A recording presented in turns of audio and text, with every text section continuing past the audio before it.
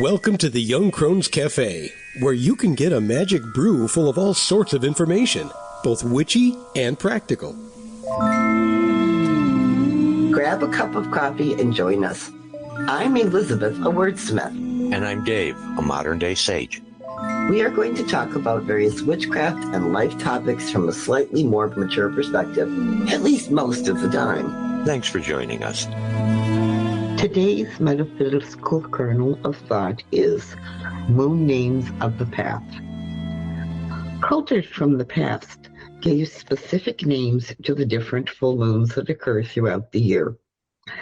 When you start looking at some of these names, you get the idea that moon names are culturally based on geography, natural occurrences, weather, or spiritual practices. Many witches adopt various names they have encountered or are part of a particular culture's pantheon that they work with for their full moon aspects. We decided to come up with our own names for them based on weather, other natural occurrences, and our own personal practices. We live and practice in upstate New York, so we get the full benefit, if we are being polite, of 4 changeable seasons, which account for some of the names. Here is our list. January, storm moon. February, gray moon. March, unexpected moon. April, daffodil moon. May, green moon. June, dragonfly moon. July, heat moon. August, bread or grains moon. September, gathering moon. October, thinned moon or thinned veil moon. November, ancestors moon. December, changing moon. And the 13th, hallow moon. Because of the way that the solar and lunar calendars intersect, there are usually 13 full moons during the year. Therefore, we came up with a 13th name that works regardless of when the moon shows up during a year, i.e. that solar calendar. Our extra moon is called the hallow moon because according to the dictionary, hallow, H-A-L-L-O-W, means to set apart for holy use or to respect greatly. This definition matches how we relate to the energy of this moon. Hello, David. Hi, Elizabeth. Oh, dear. Sorry, folks. I started off the session by getting her giggling and coughing. Yeah, well, he was wiggling his eyebrows at me when I'm saying I'm pushing the record button. So there we are. How are you? Our insanity. I'm good, actually. You know, I overdid it in physical therapy yesterday, but I know I am getting somewhere. There you go. So in that sense, it was a good overdue, but I'm paying for it now. So when I go back tomorrow, it's a, never-ending cycle. However, now that we've sorted it out a little bit beforehand, we're going to talk about the moon names of the past tonight. Well, and you helped me. You helped me understand something that's always been a little bit of a puzzle for me. So I appreciate it. Well, when you think about it, there's 13 potential full moons every year. Okay. There's 13 full moons every year. Right, pretty much. And we live with a 12-month solar calendar. Right. So there's always something off in terms of how many full moons you get in any given month. I am going to use the word oddball. I know it's going to irritate you, but no, it will help during the conversation. I think so. And I don't mind the word oddball. It was one of my dad's favorite words at times. So what are our moons? Okay. I'm going to relate them to a calendar month. Because whenever they show up during that given month on that solar calendar, that full moon relates to the name, if we describe it that way. And as we say in the reading that you heard before we recorded this, we're going to qualify how we picked our moon names because we live in upstate New York where we experience interesting weather patterns throughout the year. And we'll leave that one alone and go from there. So If you go by the solar calendar, January is the storm moon because As we get storms. yes. February is the gray moon because it tends to be damn near cloudy that whole month. Oh, Well, we always rejoice that February is short and curse leap year every year because there's one more day in February. God damn it! And then, sorry, March we came up with the name of the unexpected moon. Number one, you never know what kind of weather you're going to get in Rochester from day to day, and sometime hour to hour in March. sure. Very, very changing. One day and blizzarding the next. And Sue and I seem to get unexpected results and rituals in March, unexpected news, unexpected ideas. March seemed to be the big month for that. March is when a lot of your inspirations and project ideas have come up, sure. Because we are now well into the times of Candlemas, which started in February, where we asked to work for creativity and inspiration, and it just seems to kick in March. And that's part of why I think March is your inspiration month, is because coming after that gray month when everything has just been so introspective, you've had time to create some of that friction that starts to spark some flames that we're not really sure what those flames are going to be, and that's the unexpected part of March. I think so. And then April has always been daffodil moon. You knew Sue and her flowers. And her crocuses actually came up last week. Of course, there's snow on them, but they're sturdy. They're hardy little flowers, but the daffodils always bloom in May, and not just in your yard, but they seem to spring up all over Rochester. April. Yep. It's daffodil month. It just is. There's those yellow flowers. The sun might actually be out. Well, and for the record, right now, my daffodil shoots are up about 3.5, 4 inches. They haven't bloomed yet, but they're looking at the calendar too. And then May has always been the green moon because it's like you blink and all of a sudden now in Rochester, that's when spring has really suddenly taken hold and you can see it. Yep. April is a little iffy, daffodils are not, because I can remember some serious blizzards over the years in April. Sure. I mean, if you really want to get technical, it snowed in May when I had senior prom. So we're not out of the realm of possibility of snow in May. But in general, that green May is that in my old paradigm, I used to refer to May as the blooming moon for that reason. Everything is green. Yep. Everything is green, exactly. Then June has always been the dragonfly moon. For some reason, they follow us around like pets in June. Well, and Susie had a bit of a passion for dragonflies. I know. They're still painted all over my back fence. I have a tattoo because of dragonflies. and can I tell you, they follow Michaela now in May, my granddaughter? Nice. Yeah, exactly. So then July has always been the heat moon because it's hot and humid a lot in Rochester. The baked potato moon. Yeah, kind of. That's when we get those 95-degree days and all the spray parks are open. And I miss the days when my grandchildren were like 3 and you could take them to the kiddie spray parks and nobody said a word if you were the mom getting wet. It's so funny that you call it the heat moon and you name all of the daytime heat aspects of that moon. And it's night too. For me, it's the month of I can't sleep at night because it never gets cool enough for me to be comfortable. So it's still heat. It's just at the other end of the day. Oh, yeah. And then August is when around here they start harvesting the wheat and the corn and things I make into bread every year. So August has always been the bread moon. Plus it starts the season of loaf mass. Sure, absolutely. Okay. And then September is the gathering moon.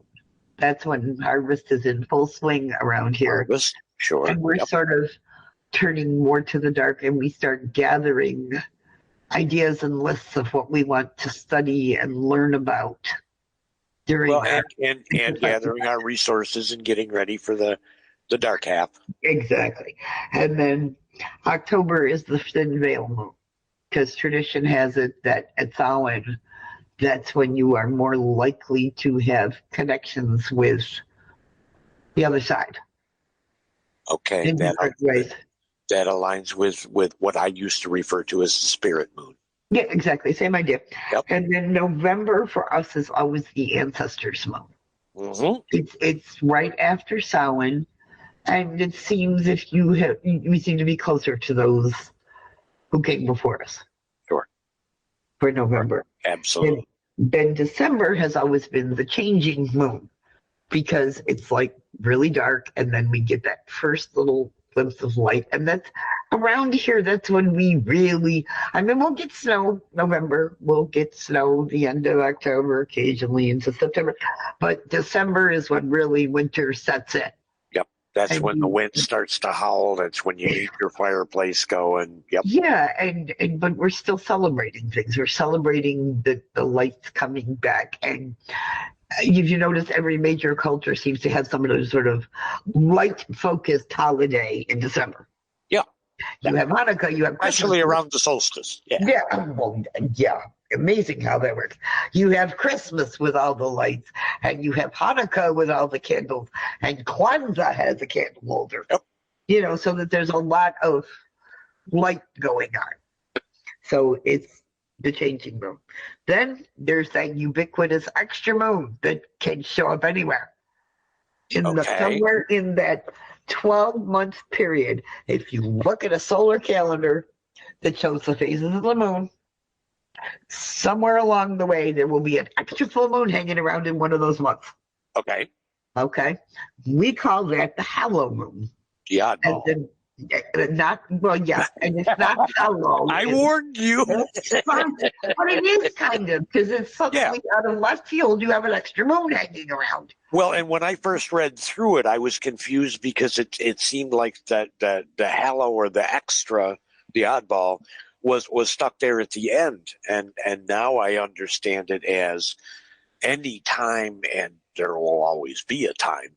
Yeah. But anytime there is a second moon in a month, it is the one that referred to as the hallowed moon. Right, but if you're listing them and you want to make sure that you know that there are 13 of them, right? Where do you put it in the list? I get that. Second first, I could have second in the middle, you know, and because I'm hoping people will read the book 10 years from now and say the hallowed moon showed up in the daffodil moon month this year. Right. The book, it won't necessarily be the same thing 10 years from now. Right. So I want people to understand that there is that extra moon, and we like that name, and we use hallow, not hollow, because it's hard to, I struggle pronouncing it sometimes. Sure. But it's Hallow. Hallow as in hallowed ground and hallowed bread and hallowed be, and absolutely. Exactly. Made sacred. And if you go to the dictionary, which you know me, it means to set apart for holy use or to respect greatly. So having that extra burst of full moon energy, I damn well better respect it. Sure. Because the possibilities of magic somehow seem greater if you have 2 shots at the full moon in the month, more than anything else. And so, just I'm curious, and I'm spitballing here, but I know it wasn't too long ago we had a year that had 2 blue moons in that year because of the way the ends of the year worked out. So does that mean that year there were 2 hallowed moons? Yeah. Okay. That makes sense to me. I just, you know me, I like to get all the boxes ticked. Oh yeah, but it's neat when you think about it that extra moon just shows up and it's like a gift in that respect. Sure. And if it's giving you a gift, you should respect it. Yep. In that, you know. Absolutely. Yeah. So storm. Yep. Gray. Yep. Unexpected. Uh-huh.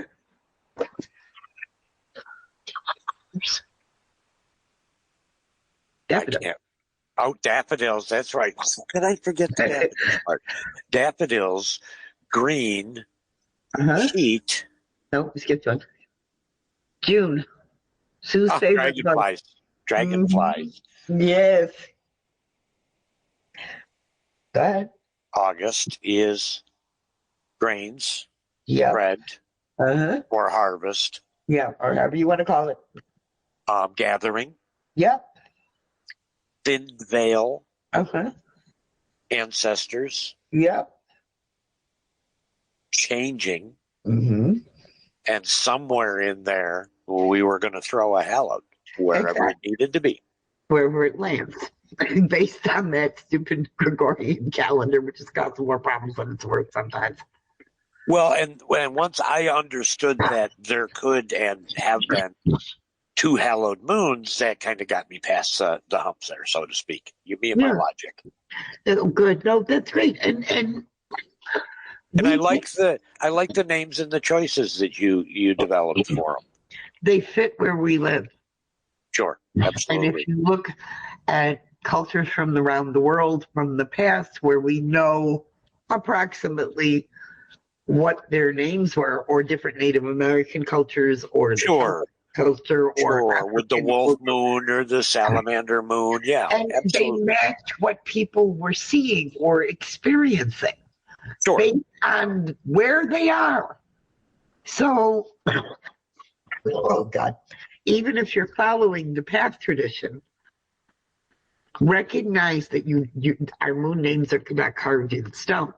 The idea is recognize if you live in New Zealand or Australia or South America or someplace like that, customize these names and find the names that make the most sense for you and your local conditions. Yes, if you want to get technical in the continental United States, we have people who practice in Alaska and Arizona, and those are two very different regions in what they value and experience. And the only thing consistent is to make sure you have 13. And if you want to keep hello, which is what we do, we love it. You don't have to, though. But the idea is they should match where you are, not because somebody gave you a list and said, this is the names we use. Yeah.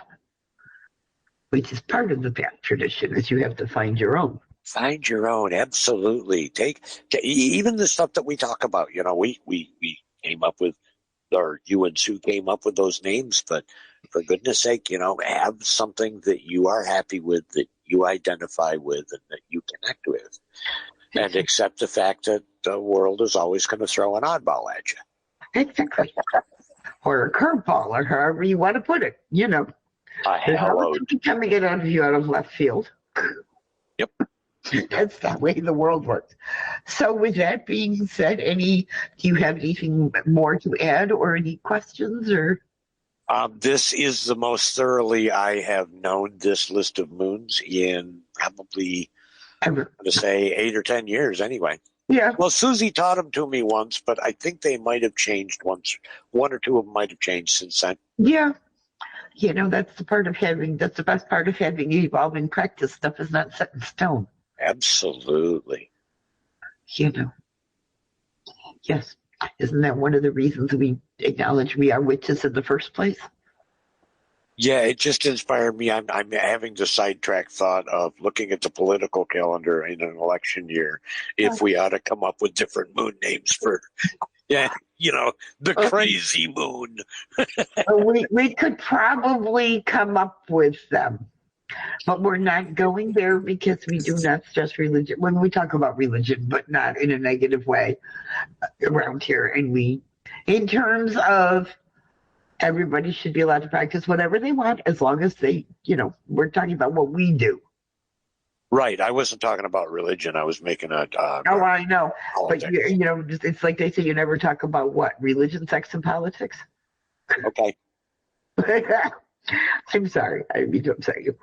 So, but yes, I look forward to hearing when we're off the air what names you come up with in the political season that would match the students. It's going to take me some time. Maybe we'll have those by December.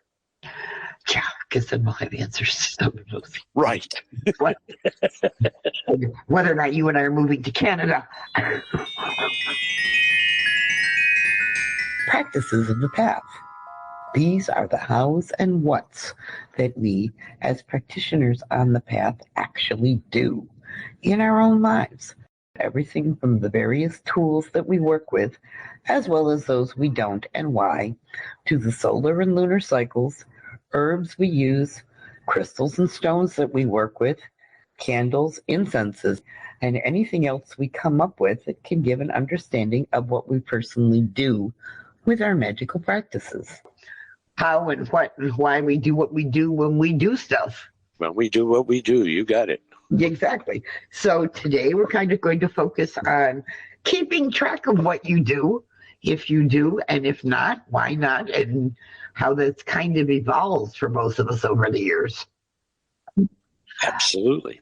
I mean, I remember when I first came into witchcraft and everybody was keeping a book of shadows, and it was how I actually had written. And, then the internet proliferated the information out there, and people were collecting things left, right, up, down, and sideways without always a clear view of what was real and what was regurgitated bullshit or just made up out of whole cloth, as they like to say. And then we got a little bit more discerning, and it was still a book of shadows in that respect, I think. Grimoire is another word that people use for it. The fancy words.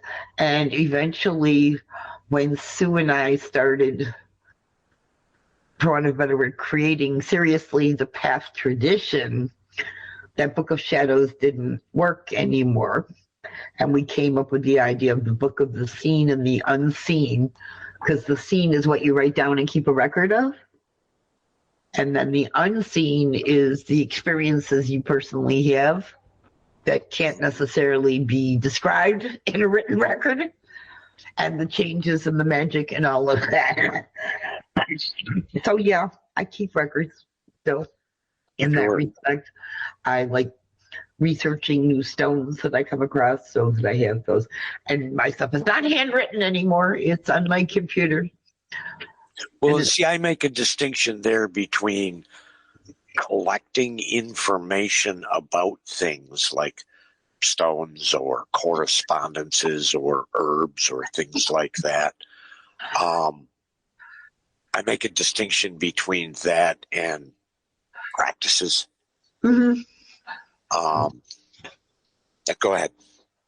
No, I agree with you. I don't necessarily record rituals anymore. If I've written one, I have a record of it somewhere just because I wrote it, and I may want to use pieces of it again. Well, and that's interesting because, we're going to talk about I'm not a keep tracker anymore. However, as I've picked up Susie's role in this podcast and become more a part of knowing and working and talking through the Path tradition, the rituals that you and I have done together since Susie's passing have gone in a binder. So it's almost like I'm reverse engineering some of those collected rituals and like some of the ingress, congress, egress, some of those different things. So I'm here again collecting them, but more as an information resource, more as an about stuff. I used to save all of my rituals, and I used to either journal or write down or log about the experiences. And then during a handful of purgative times, I would go through and burn an era or epoch or what have you. For myself, sometimes it was a matter of, okay, I'm not practicing with that person anymore. I'm practicing with somebody different. And sometimes those were what I call pruning moments. But I got to a certain point not too long ago where I realized when I opened up some of those things, I was gaining the unseen in that when I looked at them, I would trigger a memory, and so there would be a feeling or something like that. But beyond that, it was printed on a piece of paper from a tree that was never going to be used again and not have any real intrinsic value. Exactly. So what I did was I took those one by one and read through them and had those memories and had those experiences and sort of let those enrich me. And then I burned each of them in sacred fires. And I did this over a period of like 6 months. You saw me go on burn fests before. Oh, yeah. But ultimately now, I rarely even take notes or anything like that after a practice or even a ritual experience, because for me now it is all about the experience that I am having right now in this moment. It's a one-time thing. I'm never going to do this ritual the same way as the same Dave again. So I would like to enjoy the taste of it now and not document it. No, I understand. But it's an evolution. I mean, I still somewhere around here have a handful of notebooks, and let's just say I have stuff that has not yet been pruned. Now, see, for me, because I like history. Sure. I have bits and pieces from that original Book of Shadows on the computer, just because it's there. And it reminds me, it's a physical representation, if I open one of those files, of how much I have grown and changed as a witch. And I don't follow other people's lists of correspondences like they're the next biblical revelation, for whatever. You know what I'm saying? I do. And I can see how far I've come. And I have the rituals that Sue and I worked through that allowed us to create what we celebrate now on the path. Sure. If that makes sense.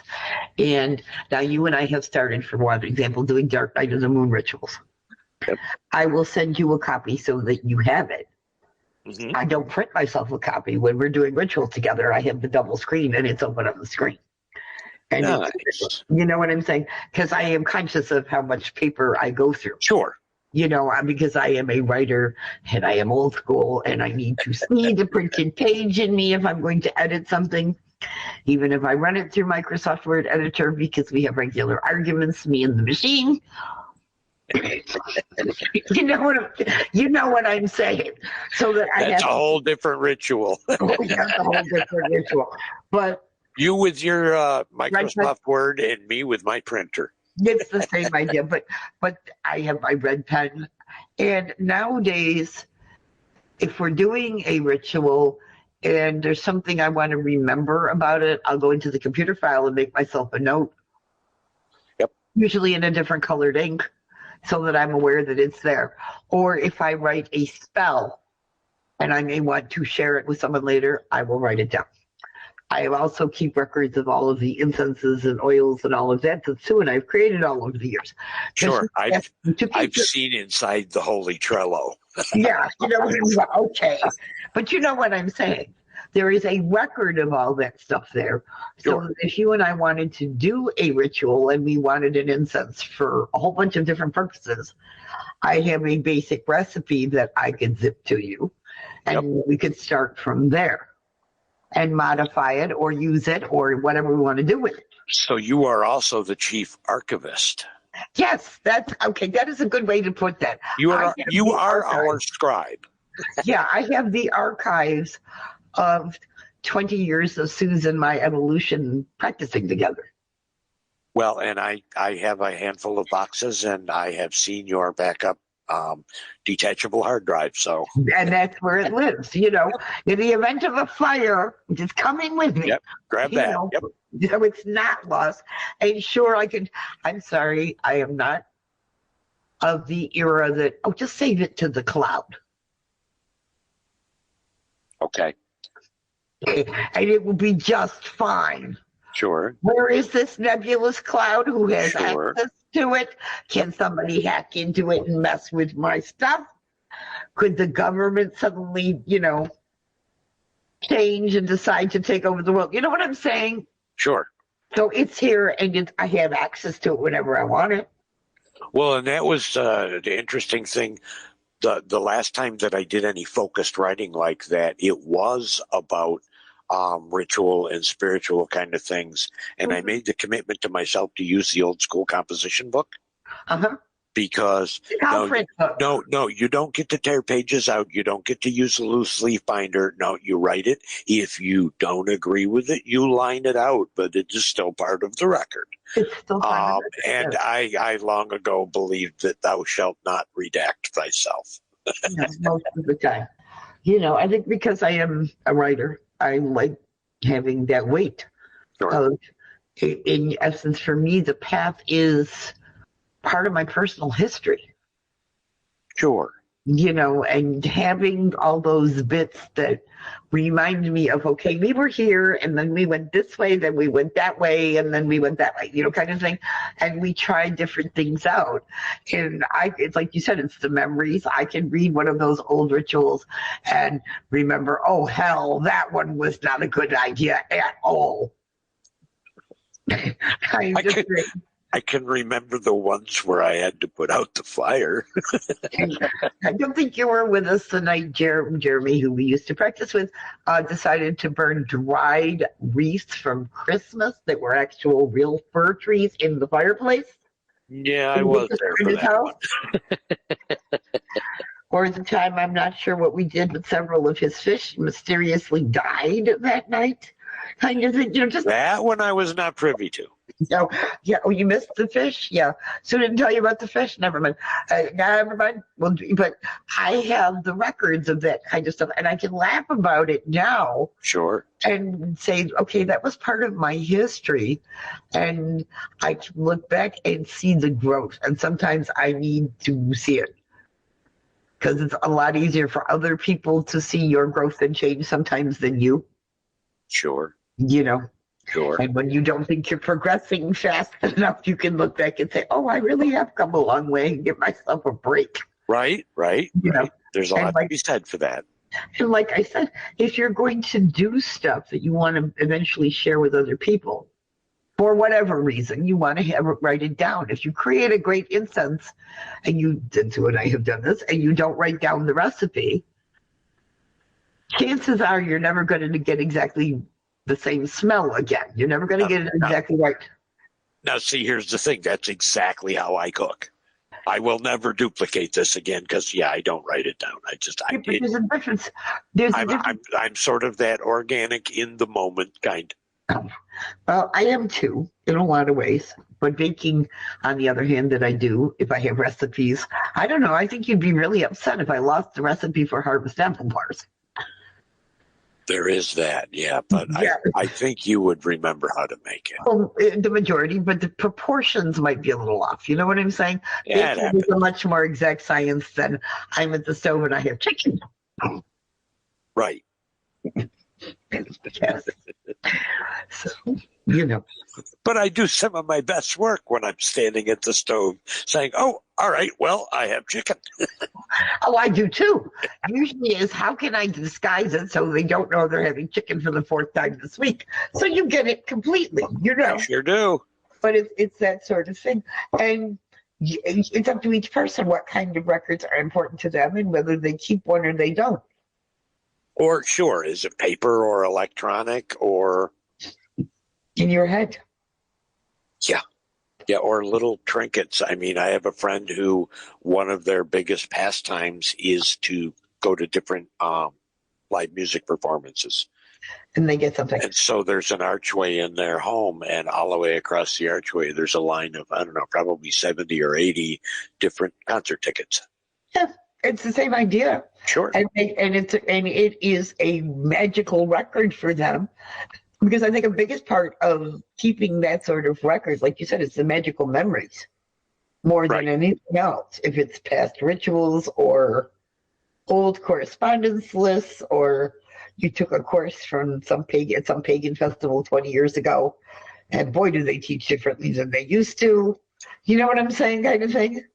And it's fun to see the evolution of not only ourselves, but the witchcraft community as a whole sometimes. Sure, I can see that. Yeah. So it's fun. So like I said, whatever you call it, if you call it a grimoire, if you call it my magical journal, if you're like us on the path who like Book of the Seen and Unseen, because what we do is out there. I'm sorry. Book of Shadows means you're trying to hide something, I think is how I feel about it nowadays. If you're not comfortable being who you are, I get it. There are people who live in places where it's not safe to say the word witch or be the word witch. I've reached that point in my life where I don't give a damn. Right. You want to come for me, go for it. Right. I have a feeling I'll be all over the news at that point, but it is what it is. No, I've done enough preventative magic to keep you out of that much trouble. Oh, I hope so. But I didn't write any of it down, just so you know. That's fine. Before we go, we would like to present you with a tip or trick or witchy hint, just something to make your day go better, because we live in a mixture of the magical and the mundane. For this episode, our tip, trick, and witchy hint is about including the sense of touch in your magic. Or, as it originally came to me, put a finger in it. In our little corner of North America, it's trying really hard this year to be springtime. We just observed or celebrated our equinox. The skies are brightening. The light half of the year is here for us. And there's lots to see and smell and taste. Undercurrent of growth and vibration. But recently it's occurred to me that having reviewed several conversations with Elizabeth around our current practicing, our magical focuses and whatnot, we've been very focused on the elements of sight and sound and smell, which stirs taste as well. But I feel like we might not always recognize the sensation of touch and how important it is to our energy works. I can remember our sweet Sue dipping her finger in the crock pot for a quick stir to make it taste better. And being a gardener, she would put her fingers in the soil in her potted plants to ask what each one needed. As an artist, she often had to touch, run her fingers and feel on her new canvases to become comfortable with what she was going to paint with them. What has occurred to me is that beyond using the sweet touch of breeze on my face to make me aware of the air energies, I feel like I've kind of gotten away from the habit of touching, of holding and caressing and sensing things with touch. For example, holding a crystal is an entirely different experience from seeing it, even in the best of light. There's something about holding it in the palm of your hand. Reaching out my finger to touch the door lock in the morning, leaving that one little single solitary strand of my DNA to connect me magically with this device. Dipping a finger in my partner's drink to make it taste sweeter. Running my fingertips along the fringe of my altar cloth. I'm a very tactile person by nature, and I often catch myself in gentle gestures of self-soothing. So why not consciously take this aspect of magic and put it to work in my practice? So the next time that you make magic, even a simple touch after locking the door, or a fingertip in the coffee, or patting the dash of your automobile, connect with it physically, touch it, share a part of yourself with it, put a fingertip in your magic, leave a little warm spot of your energy, and see if it helps the magic grow. As a brief afterthought, some of us struggle sometimes with being, certain. I'm one of those. For example, I've caught myself going back upstairs more than once or twice to check to see if I've turned off a light, or rechecking a locked door, or rechecking to make sure an alarm clock is set. I know that this could be a mild symptom of other things, but sometimes it's just because I'm a sage old human being.